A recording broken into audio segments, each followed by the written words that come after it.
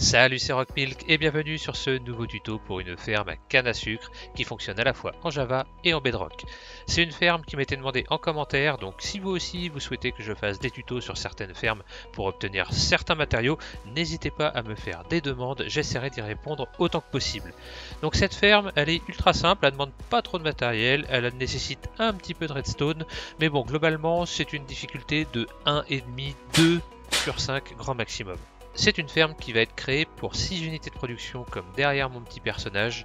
Si vous souhaitez faire une ferme un petit peu plus grande, évidemment il vous faudra un petit peu plus de matériel, mais rien d'insurmontable. Et quand vous aurez compris le fonctionnement, vous verrez, c'est extensible quasiment à l'infini.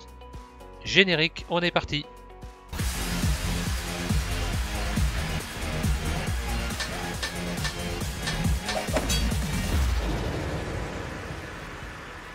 Pour le système de collecte, vous aurez besoin de 2 coffres, 2 entonnoirs, 4 rails, 2 rails propulseurs, 2 blocs de redstone. On pourrait aussi prendre juste des torches, mais comme la redstone c'est pas très difficile à trouver, on va prendre des blocs. Vous aurez aussi besoin de 2 blocs de pierre et d'un wagonnet à entonnoir.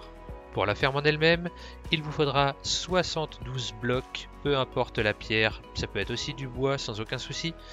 6 blocs de terre ou d'herbe, peu importe, mais en tout cas pas de sable. Un seau d'eau, 6 pistons, 6 observateurs, 6 poudres de redstone, 6 cannes à sucre, 24 verres et 32 dalles. On est parti pour le système de collecte. Pour cela, comme d'habitude, vous mettez un double coffre. Et là, nous allons mettre 2 entonnoirs qui pointent vers le coffre. Comme toujours, vous vous accroupissez et vous mettez comme ceci. Si vous regardez bien sur la tranche, les becs doivent bien être tournés vers le coffre. Ensuite, vous prenez vos blocs de redstone et vous vous décalez de 1 par rapport aux entonnoirs et vous mettez un bloc de redstone de chaque côté, comme cela.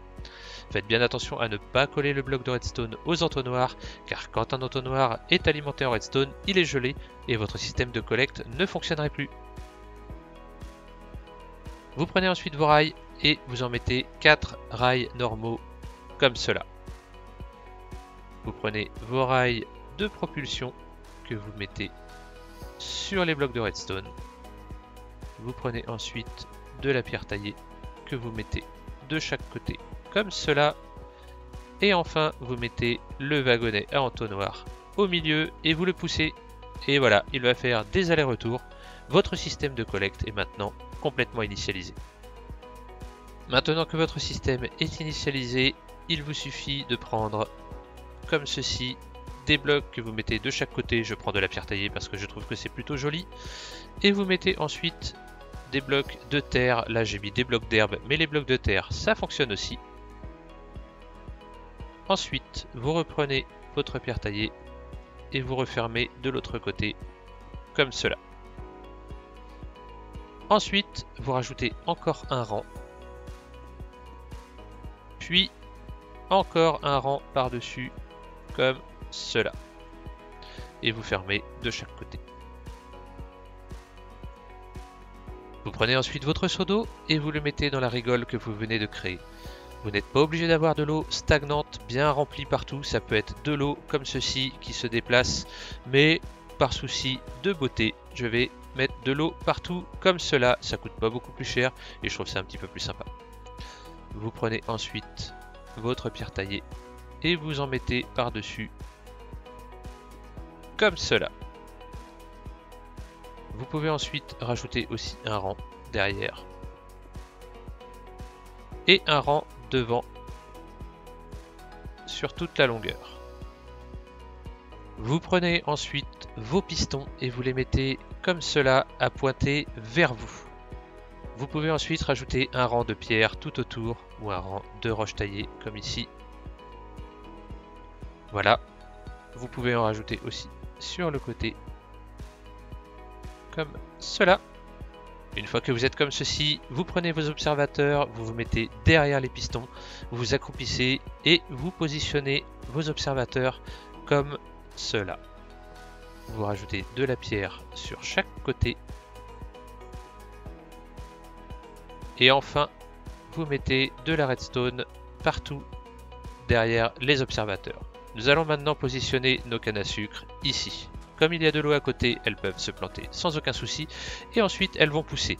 Lorsque l'une d'entre elles va atteindre le 3e niveau, donc devant les observateurs, cela va déclencher un signal de redstone qui va activer les pistons et toutes les cannes à sucre vont être cassées au niveau du 2e niveau. Il vous suffit ensuite de mettre des vitres devant, comme cela, sur 3 niveaux.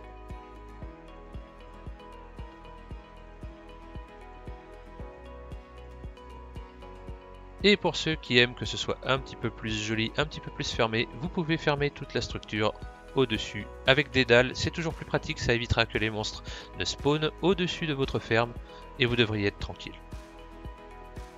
Votre ferme est maintenant terminée, mais pour les joueurs de Bedrock, il existe une petite astuce supplémentaire que je vous propose. Vous mettez un petit bloc sur le côté comme cela.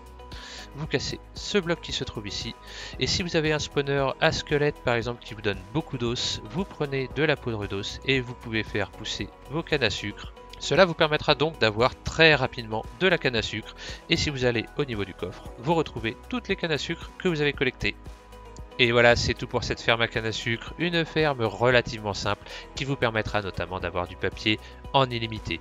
Comme toujours, n'hésitez pas à me faire un petit retour en commentaire pour me dire comment cela fonctionne chez vous et on se retrouve pour un prochain tuto. D'ici là, portez-vous bien.